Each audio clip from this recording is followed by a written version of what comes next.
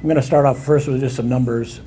One of these days, the numbers that I report will continue to go up, and they'll kind of in the big scheme of things be a little bit less relevant, but I think it gives you an idea of kind of the trend line and the trajectory that we're taking with coronavirus, COVID-19.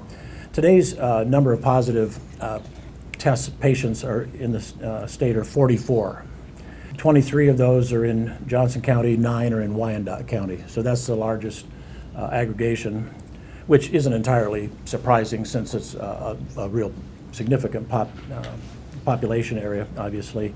This is an increase of 10 positive tests in the state of Kansas since yesterday. We're not really reporting negatives test results anymore. The number of positives has been relatively stable at about 4%, so you can kind of figure out what that is. But we're getting into the hundreds of negative test results, so it's kind of becoming less meaningful to the reporting of the negative test results. A couple comments about supply chain, because this does affect our day-to-day activities. And we've reported on this before, that we've gotten down to low levels of the test kits for testing for the coronavirus. And again, there's about 3 different processes that roll up into the testing for coronavirus. At the level of the patient in the clinic or the hospital, there's a swab that is a nasopharyngeal swab that goes in the nose.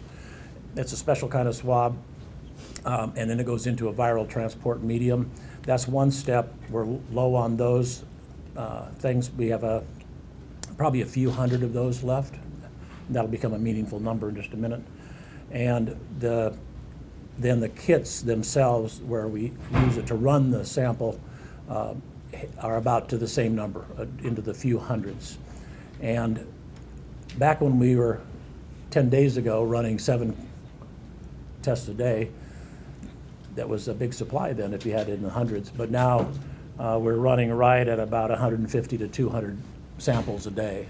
So we're precariously low on the test kits. We put out appeals through our supply chain. And by the way, this is not unique to our state. Everybody's struggling with this. And we could just as likely get a big bolus of test kits in, but if not, we're going to be low on test kits by as soon as the end of the day tomorrow. Commercial tests are coming online though, which is good. Some of the organizations are using ViraCorp in Blue Springs, Missouri, and then national labs like Quest and LabCorp and Mayo. So there's those 4 different commercially available labs. Their turnaround time is not as fast as ours, so there's been a lot of interest in continuing to use our lab. Also, the price is right. We don't charge anything for that. And our average turnaround time is 1.05 days. So just think of it as a day turnaround time on a lab test. Johnson County is the only county in the state, and I mentioned 23 cases right now, that has this, what we would consider a community transmission, and that implies something different from a public health perspective.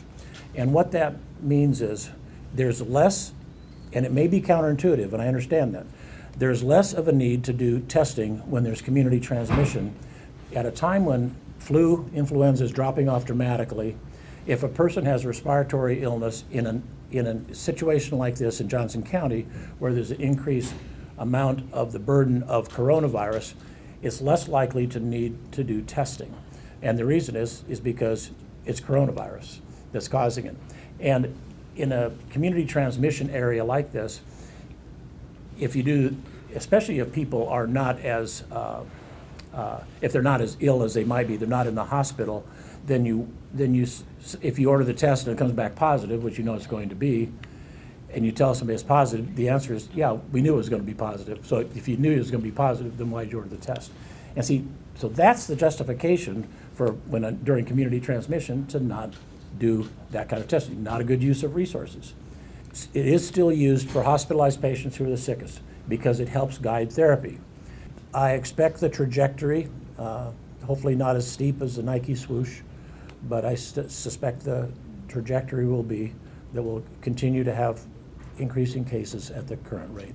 If you say we sequester people, everybody away in their homes for 14 days, there are still going to be people that come out of that are positive for coronavirus because they were occupied, they were incubating, and they were maybe getting toward the end and are coming out.